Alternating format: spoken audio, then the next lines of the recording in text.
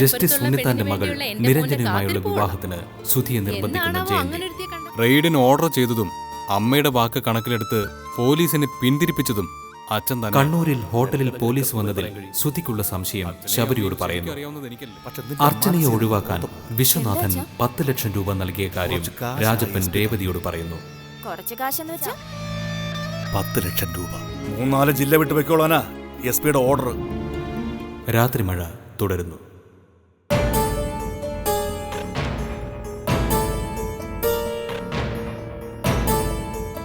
കുറെ ദൂരെ ഒരു വാടക വീട് അന്വേഷിച്ച് പോയിരിക്കും അച്ഛൻ. അത് കിട്ടാതെ വന്നാ പിന്നെ അച്ഛൻ ഞങ്ങളെയും കൊണ്ട് എവിടേക്ക് പോകുന്ന അറിയില്ല. ചിലപ്പോ തമിഴ്നാട്ടിൽ എവിടെയെങ്കിലും ആവും. അച്ഛന്റെ ഒരുപാട് കൂട്ടുകാരുണ്ട് അവിടെ. വാടകയ്ക്ക് താമസിക്കുന്നവർക്ക് എവിടെയായാൽ എന്താ? ഇനി നമ്മൾ കാണുമെന്ന് തോന്നുന്നില്ല ദിനേശ. നമ്മുടെ ബന്ധം അവസാനിക്കാൻ പോവാ. എനിക്കിപ്പോഴും മനസ്സിലാവാത്തത് അർച്ചനയ്ക്ക് ഇതിനുള്ള ധൈര്യം എവിടുന്നുണ്ടായെന്ന. ഇങ്ങനെയൊന്നും ആയിരുന്നില്ല ഞാൻ അവളെ പറ്റി കരുതിയത്. ഇനി ആ നാശം പിടിച്ചവളെ പറ്റി ദിനേശന് ഒരു അക്ഷരം വേണ്ടി പോരുത്. അല്ല, നിങ്ങൾ സ്ഥലം മാറി പോയാലും അർച്ചനയും SP മകനും തമ്മിൽ വീണ്ടും ബന്ധം ഉണ്ടാവില്ലേ? ഉണ്ടാവും. ഇപ്പൊ കൂടെ വരാന്നൊക്കെ അവള് പറയും. പക്ഷെ 2 ദിവസം അയാളുടെ കൂടെ കഴിഞ്ഞത് അവളുടെ ഒരു കോള് മതി അയാൾ അവിടെ എത്താൻ. SP ഞങ്ങളെ വെറുതെ വിടുന്ന ദിനേശന് തോന്നുന്നുണ്ടോ?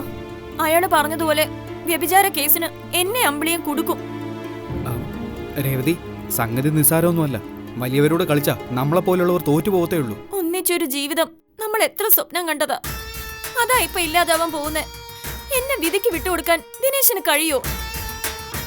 അതിനാണോ ദിനേശൻ എന്നെ സ്നേഹിച്ചത്? താലി കെട്ടി കൂടെ താമസിക്കാനല്ലേ? ഞാൻ എന്താ രേവതി ഇപ്പം പറയേണ്ടത്? വിധിന്ന് കരുതി കീഴടങ്ങണോ അതോ ഒന്നിച്ച് ജീവിക്കണോന്ന് ഇപ്പൊ തീരുമാനിക്കണം. നമ്മൾ സ്നേഹിച്ചത് ഒന്നിച്ച് ജീവിക്കാനല്ലേ? എങ്കിൽ ദിനേശനാ മനസ്സ് വെക്കേണ്ടത്. നീ എന്തൊന്നാ പറഞ്ഞു വരുന്നത്? ദിനേശൻ ഇനിയും അത് മനസ്സിലായില്ലേ? ദിനേശന്റെ കൂടെ ഇറങ്ങി വരാൻ ഞാൻ തയ്യാറാ. ഇന്ന് തന്നെ അത് ഉണ്ടാവണം. രേവതി, നമ്മൾ എവിടേക്ക് പോവാനാ? നമ്മുടെ ബന്ധം അമ്മയോട് ഞാൻ ഇതുവരെയും പറഞ്ഞിട്ടില്ല. ദിനേശന്റെ വീട്ടിലേക്ക് അടുത്ത കാലത്തൊന്നും പോവാൻ പറ്റില്ലെന്ന് എനിക്കറിയാം. അത് അപകടമാ. ദൂരെ എവിടെയെങ്കിലും പോയി വേണം നമ്മൾ രക്ഷപ്പെടാൻ. രേവതി, അത് പിന്നെ ഞാൻ... ദിനേശൻ ഭീരുത്വം കാണിക്കുവാണോ? അപ്പൊ ഇത്രയും കാലം എന്നോട് കാണിച്ചത് അഭിനയം മാത്രമായിരുന്നോ? രേവതി, നിനക്കറിയാലോ, എന്റെ കയ്യിൽ ഇപ്പൊ 1 രൂപ പോലും എടുക്കാനില്ല. ചേച്ചിയുടെ കല്യാണം കഴിഞ്ഞ വകയില് 2 ലക്ഷം രൂപ എനിക്കിപ്പോഴും കടവാ. നാട് വിട്ട് പോവാന്നൊക്കെ പറയുമ്പോ കയ്യിൽ എന്തെങ്കിലും വേണ്ടേ? ഒരു വീട് വാടകയ്ക്ക് എടുക്കണം. ഒരു ജോലി കിട്ടുന്നത് വരെ നമ്മൾ പിടിച്ചു. അതോർത്ത് ദിനേശൻ ടെൻഷൻ ഒന്നും ആവണ്ട. ഒരു ചെറിയ വീട് വാങ്ങാനുള്ള പണം ഞാൻ കൊണ്ടുവരാം. നിന്റെ കയ്യിൽ അതിനുള്ള പണം ഉണ്ടോ? ഒരു ലോറി വാങ്ങാനായി അച്ഛൻ 10 ലക്ഷം രൂപ വീട്ടിൽ വെച്ചിട്ടുണ്ട്. അതുകൊണ്ട് എന്നെ കെട്ടിച്ചു വിടാന്ന അമ്മ പറയുന്നേ. അച്ഛൻ അങ്ങനെ ഒരു ആലോചനയുണ്ട്. ഞാൻ ആ പണം എടുത്തോണ്ട് വരാം. അത് മനസ്സിൽ കണ്ടിട്ടാ ഞാൻ ദിനേശനെ കാണാൻ വന്നത്. നമുക്ക് ഏതെങ്കിലും നാട്ടിൽ പോയി സുഖമായിട്ട് ജീവിക്കാം. ദിനേശൻ അമ്മയെ ചേച്ചിയുടെ വീട്ടിൽ കൊണ്ടുവിടും. അമ്മയ്ക്ക് ചെലവിനുള്ള കാശ് നമുക്ക് അയച്ചു കൊടുക്കാം. ശരി, നിന്റെ അച്ഛന്റെ അമ്മയുടെയും കാര്യം പോട്ടെ, അനീതിയുടെ കാര്യോ? ഓരോരുത്തർക്ക് ഓരോന്ന് വിധിച്ചിട്ടുണ്ട്. അതുപോലെ നടക്കൂ. എനിക്ക് തോന്നാത്ത സെന്റിമെന്റ്സ് ഒന്നും ദിനേശന് വേണ്ട. നിനക്കില്ലെങ്കിൽ പിന്നെ എനിക്കെന്താ? അങ്ങനെ ചിന്തിക്ക് ദിനേശ. അമ്പിളിക്കത് വേണം. അർച്ചനയെന്ന് വെച്ചാൽ അവക്ക് ജീവനാ. അപ്പോ നമ്മളിനി എവിടേക്ക് പോവേണ്ടതെന്നാ ആലോചിക്കേണ്ടതല്ലേ? വയനാട്ടിൽ ദിനേശനൊരു കൂട്ടുകാരനുള്ള കാര്യം പറയാറില്ലേ? നമുക്ക് അങ്ങോട്ട് പോവാം. അവിടെ തേയില ഫാക്ടറിയിൽ എങ്ങാനും ദിനേശനൊരു ജോലി കിട്ടും. ഒരു തയ്യൽ മെഷീൻ വാങ്ങിച്ചാ ജീവിക്കാനുള്ള വക ഞാനും ഉണ്ടാക്കാം. പിന്നെ വീട് വാങ്ങാനുള്ള കാശ് നമ്മുടെ കയ്യിലുണ്ടല്ലോ. ശടാ, നീ പറയുന്നത് ശരിയാ. നല്ല ഐഡിയ. ദിനേശൻ കൂട്ടുകാരനെ വിളിച്ചിട്ട് നാളെ നമ്മൾ അവിടെ എത്തുന്നു പറ. ഇന്ന് വൈകിട്ടുള്ള ട്രെയിനിലോ ബസ്സിലോ നമുക്ക് സ്ഥലം വിടാം. അയ്യോ, ഇനി കുറച്ച് സമയമല്ലേ ഉള്ളൂ. നമുക്കിപ്പം പിരിയാം. കാര്യങ്ങൾ അപ്പപ്പോ ഫോണിലൂടെ സംസാരിക്കാം. അപ്പൊ ശരി ദിനേശ. ശരി.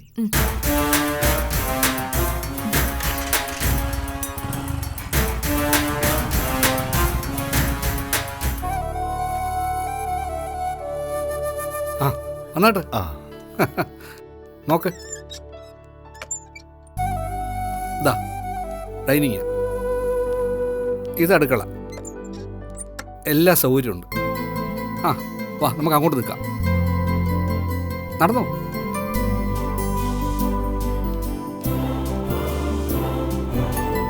എങ്ങനെയുണ്ട്? വീട് പിടിച്ചോ? ഈ വീട് വേണ്ടെന്ന് വെക്കാൻ മാത്രം അഹങ്കാരിയല്ല ഞാൻ. ആ അപ്പോൾ ഇഷ്ടപ്പെട്ടല്ലോ. ആ, ഇഷ്ടപ്പെട്ടതുകൊണ്ട് കാര്യമുണ്ടോ? എന്റെ ബഡ്ജറ്റ് ഞാൻ മണിയാച്ചനോട് പറഞ്ഞതല്ലേ. കുറച്ച് കാശ് മറിക്കാന്ന് വെച്ചാലും ഇത് വാങ്ങാൻ തികയില്ല.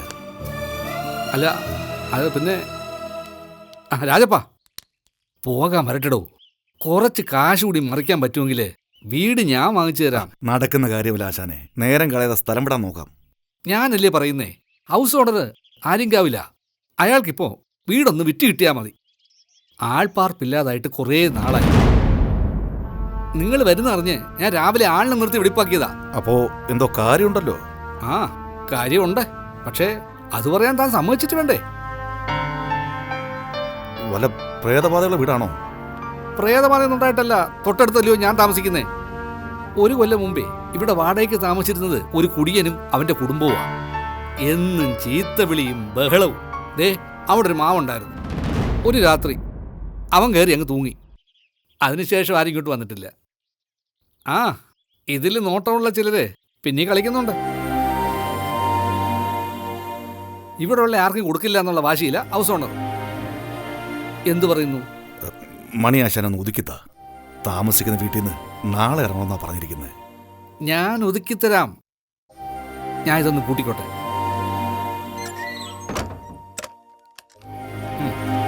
അയൽപക്കത്തെ നല്ലൊരു കുടുംബം വരണമെന്നുള്ളതേ എൻ്റെ ഒരു ആഗ്രഹമില്ലയോടോ. എന്നാ പോ. ആ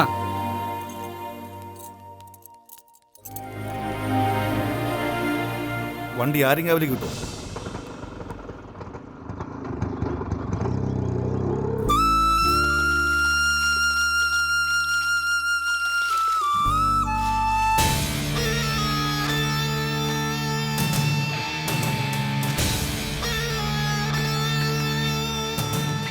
ആ നീ വന്നോ? അവളിവിടെ തന്നെ ഉണ്ടോ? ചാടി പോയിട്ടൊന്നുമില്ലല്ലോ. നീ ഒന്ന് നാവടക്ക്. പോയിട്ട് അച്ഛൻ വിളിച്ചോ? ഇല്ല. അങ്ങനെ ഓടിച്ചെന്നാ എവിടെ വീട് കിട്ടാനാ? എനിക്ക് അറിയില്ല ഇനി എന്താ സംഭവിക്കാൻ പോകുന്നതെന്ന്. അച്ഛൻ എവിടെയെങ്കിലും ഒരു വീട് കണ്ടെത്തും. അമ്മ ധൈര്യമായിട്ടിരിക്കും. എന്തായാലും നാളെ ഇവിടുന്ന് പോയേ പറ്റൂ. നീ പോയി ഡ്രസ്സൊക്കെ അടുക്കി വെക്കാം.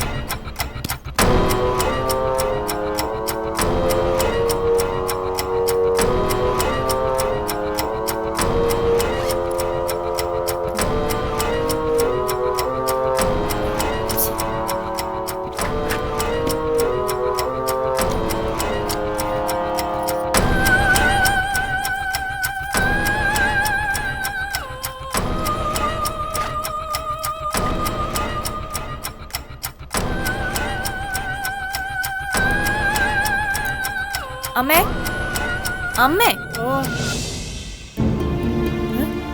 നീ ഇതെവിടേക്കാ? ഇപ്പൊ ഇങ്ങ് വന്ന് കേറിയതല്ലേ ഉള്ളൂ. സ്റ്റിച്ചിങ് സെന്ററിലേക്കാ. അവിടെ നല്ലടി നീ ഇങ്ങോട്ട് വന്നേ. വീട്ടിലിരുന്ന് തയ്ക്കാനായിട്ട് അവിടെ നിന്ന് കൊണ്ടുവന്ന ചുരിദാറുകളാ ഈ ബാഗിനകത്ത്. ഇതൊക്കെ തിരിച്ചു കൊടുക്കാതെ സ്ഥലം വിട്ടാലേ ആളുകൾ എന്നെ കള്ളീന്ന് വിളിക്കും. അത്തരം കള്ളത്തരൊന്നും ഞാൻ ശീലിച്ചിട്ടില്ല. നിനക്കിത് രാവിലെ കൊണ്ടുപോകായിരുന്നില്ലേ? അവിടെ ചെന്നിട്ടാ ഞാനത് ഓർത്തത്. അത് പിന്നെ എങ്ങനെ ഓർക്കാനാ? ഇവിടുത്തെ പ്രശ്നങ്ങൾ മതിയല്ലോ മനുഷ്യന്റെ സമാധാനം കെടുത്താൻ. നീ എന്താടി നോക്കി പേടിപ്പിക്കുന്നേ? നിനക്ക് വച്ചിട്ടുണ്ട്. നീ പോടി എവിടുന്ന്. നീ കണ്ണീരൊഴുക്കൊടി ഇവളെ ശപിച്ച്. എന്റെ അച്ചുവേച്ചി കാരണം അങ്ങനെ ഒരു വിധി എനിക്ക് വരില്ല. നീ കാത്തിരുന്നോ. ഒന്നും രണ്ടും പറഞ്ഞ് വഴക്കിടാതെ നീ ഇതൊന്ന് കൊണ്ട് കൊടുത്തിട്ട് വാ. ശമ്പളം വാങ്ങിച്ചിട്ടേ ഞാൻ വരൂ. ഒരു 5 മണിയെങ്കിലും ആവും. അച്ഛൻ മരുന്നതിന് മുമ്പ് ഇങ്ങ് എത്തിയേക്കണം. ശരിയമ്മേ, ഞാൻ ഇറങ്ങുന്നു. പിന്നെ അമ്മ പുറത്തേക്കൊന്നും പൊയ്ക്കളയരുത്. കണ്ണു തെറ്റി അവള് കടന്നു കളയും. വലിയ പ്രതീക്ഷയോടെ പോയിരിക്കുവാ പാവം അച്ഛൻ.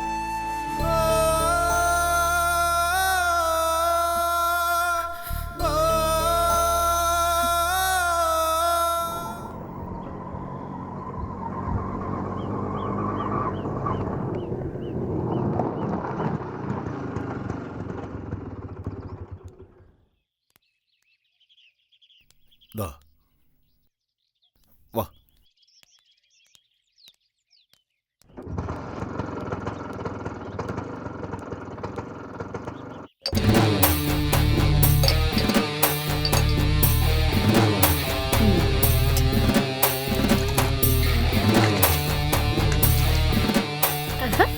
അല്ല, ആരായത്? രായപ്പേട്ടനോ?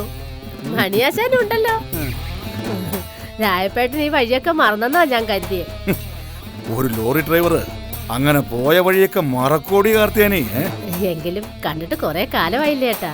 ഇപ്പൊ അധിക ഓട്ടവും 6 പോലും ചെന്നൈക്ക് വേണേ. തെങ്കാശിക്ക് പോകുമ്പോ ഞാനവിടെ കേറാതെ പോകും. അല്ലെങ്കിലും നിങ്ങൾ ഡ്രൈവർമാർക്കേ എല്ലായിടും പരിചയക്കാരാ അല്ലേ രായപ്പ? അത് ശരിയാ ആശാനെ. അയ്യോ, വന്ന കാലം നിൽക്കാൻ അങ്ങോട്ട് കയറിയിരുന്ന. ഓ, എന്ത് കാഴ്ച നോക്കിയാ ഇരിക്കുന്നേ? ചായ കുടിച്ചൊക്കെ എന്നിട്ട് പറ്റൂടെ? ബന്ധുക്കളൊക്കെ വന്നത് കണ്ടില്ലേ?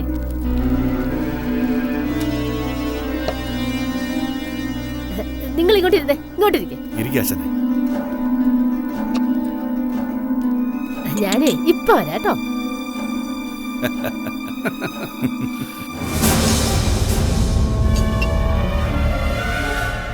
ആംബ്രോസേ, എന്തോ 2 മുട്ട പുഴുങ്ങി ഇങ്ങെടുക്കടാ. ഈ എക്സൈസുകാരെ കൂടെ തോറ്റി കേട്ടാ. ഇപ്പോഴും നിനക്ക് തന്റെ ബിസിനസ് ഉണ്ടോടി?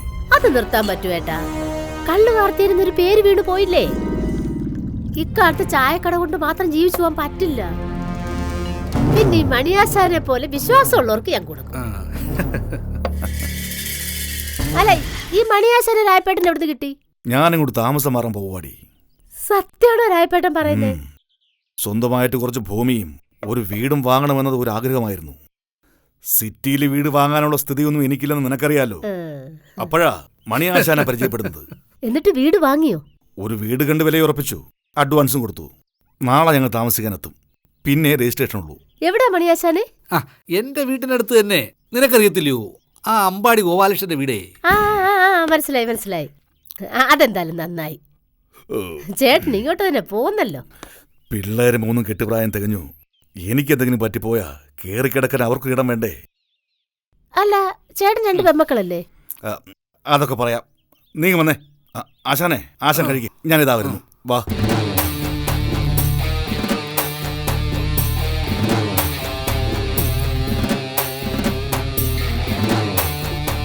നീ പറഞ്ഞ ശരിയാ. എനിക്ക് 2 പെമ്മക്കൾ തന്നെയാ. പക്ഷേ ഇപ്പോ ഞാനൊരു ഊരാക്കുടുക്കിൽപ്പെട്ടിരിക്കുക. ശ്യാമലയുടെ ചേച്ചിയുടെ മോള് ഇപ്പൊ ഞങ്ങളുടെ കൂടെയാ. അതിന്റെ തന്തയും തള്ളയും പുഴ വീട് മരിച്ചുപോയി. അപ്പൊ മക്കള് 3 ആയി. എങ്കിലെന്ത്? അതല്ല പ്രശ്നം. ആ പെണ്ണ് പിഴച്ചുപോയി. അവള് കയറി പിടിച്ചത് SP-യുടെ മോനെയാ. അവൻ അവളെ കണ്ണൂര് കൊണ്ടുപോയി 1 ദിവസം കൂടെ താമസിപ്പിച്ചു.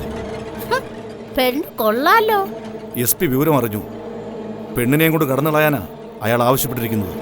ശരിക്കും പറഞ്ഞാ ഒളിച്ചോട്ടോ ആ പയ്യന്റെ കണ്ണു പിടിക്കാൻ. പെണ്ണെങ്ങനുണ്ട് ചേട്ടാ? കാണാൻ സുന്ദരിയാണോ? അതേടി, അതല്ലേ അവളെ ഒരുത്തിനെ വളച്ചെടുത്തത്. പിന്നെ എന്തുറപ്പില്ല ചേട്ടൻ അവളെയും കൊണ്ട് ഇങ്ങോട്ട് വരുന്നേ?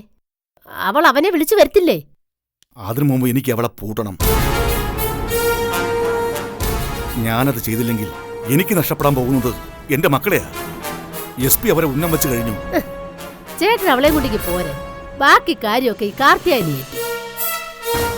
കാർത്തിയായനി പൂട്ടിയ ആ പൂട്ടുപൊളി ചൊരുത്തിയും പുറത്തിയാടില്ല.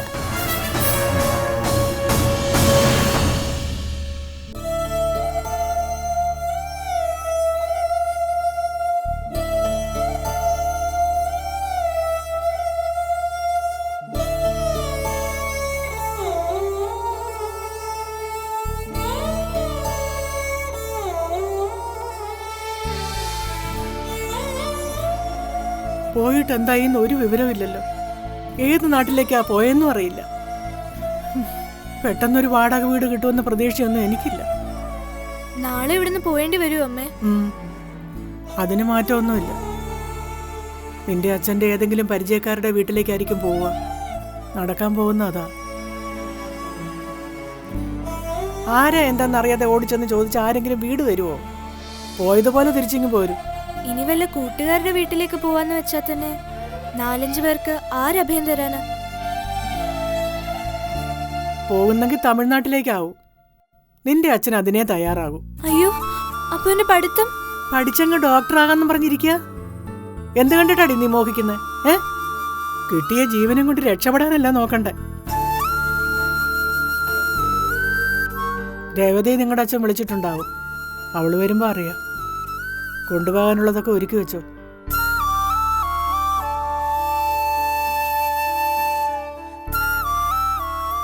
നെഞ്ചു പൊട്ടിയ കുഞ്ഞമ്മ അത് പറഞ്ഞത്. എന്റെ മുഖത്ത് നോക്കി ദേഷ്യപ്പെട്ട് എന്തെങ്കിലും പറഞ്ഞെങ്കിലും എനിക്ക് ഇത്രയും വേദന തോന്നില്ലായിരുന്നു. എന്തൊക്കെ വിഷമങ്ങളാ ഞാൻ കാരണം നിങ്ങൾക്കുണ്ടായത്. അച്ചുവെച്ച് ഇപ്പൊ അതോർത്ത് വിഷമിക്കല്ല വേണ്ടത്. സുധി സാറിനെ എങ്ങനെയെങ്കിലും വിവരം അറിയിക്കാനാ നോക്കേണ്ടത്. ഇനി അതേപ്പറ്റിയൊരു സംസാരം വേണ്ട മോളെ. എവിടെയാണെങ്കിലും നിങ്ങളോടൊപ്പം ഞാനും വരും. നിങ്ങളൊരു അപകടത്തിൽ കൊണ്ടെത്തിച്ചിട്ട് രക്ഷപ്പെടാൻ മാത്രം മനസാക്ഷിയില്ലാത്തവളല്ല ഞാൻ. നമുക്കൊരു നല്ല കാലം വരും മോളെ. ഇപ്പോൾ അനുഭവിക്കുന്ന സങ്കടങ്ങളും വേദനകളും അതിജീവിക്കണം. ശപിക്കുന്നവരും വെറുക്കുന്നവരും എന്നെ തിരിച്ചറിയുന്ന ഒരു ദിവസം വരും. അതിന് ഞാൻ നിങ്ങളുടെ കൂടെ തന്നെ ഉണ്ടാവണം. ചെല്ല, നിന്റെ പുസ്തകങ്ങളും ഡ്രസ്സും ഒക്കെ എടുത്തു വെക്കേ.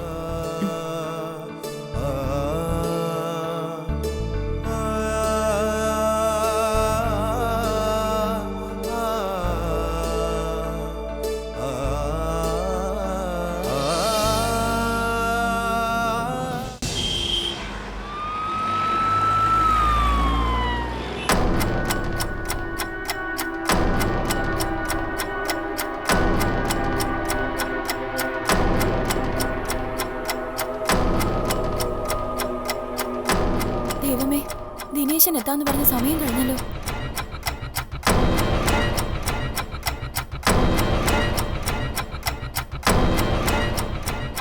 റിങ് ചെയ്യുന്നുണ്ട്. ഇനിയിപ്പോ വണ്ടിയിലായിരിക്കും.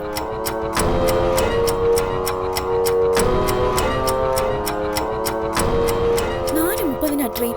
ഇനി 10 മിനിറ്റ് തികച്ചില്ലല്ലോ. ഈ ദിനേശൻ ഇത് എവിടെ പോയി?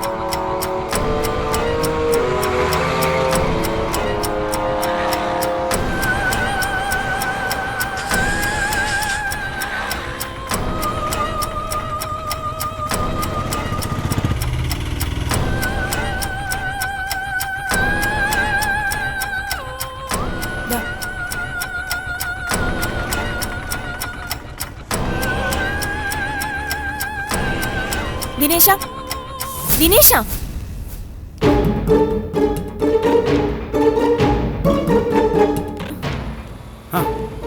നീ എന്താ ഇങ്ങോട്ട് വന്നത്? ഒളിച്ചോടി പോവാൻ ഇറങ്ങി പുറപ്പെട്ടവളല്ലേ നീ? നീ എന്നെ ചതിക്കുവായിരുന്നല്ലേ? നീ എന്താടി എന്നെ കുറിച്ച് കരുതിയത്? നിന്റെ തന്ത ലോറി വാങ്ങാൻ നുള്ളിയും പറക്കി ഉണ്ടാക്കി വെച്ച 10 ലക്ഷം രൂപ അടിച്ചോണ്ട് വന്ന ഞാൻ നിന്റെ കൂടെ അങ്ങ് ഒളിച്ചോടാൻ വരുമെന്നോ? നിനക്കേ ആള് തെറ്റിപ്പോയടി. നീ ഏതറ്റം വരെ പോകുമെന്ന് അറിയാൻ വേണ്ടി ഞാൻ നിന്നൊന്ന് പരീക്ഷിച്ചതാടി. നിന്നെ ഞാൻ എങ്ങനെയാടി ചതിച്ചത്? മോഹിപ്പിച്ച് പ്രലോഭിപ്പിച്ച് നിന്റെ മാനം കവർന്നോ ഞാൻ? പറയടി പുല്ലേ. ചതിച്ചത് നീയല്ലേടി? ജന്മം തന്നവരെ ചതിച്ച് ഇന്നലെ കണ്ട കാമുകന്റെ കൂടെ ചാടിപ്പോവാൻ ബാഗും തൂക്കി ഇറങ്ങി നീ ആരാ? മാലാഖയോ? നിർത്തടാ.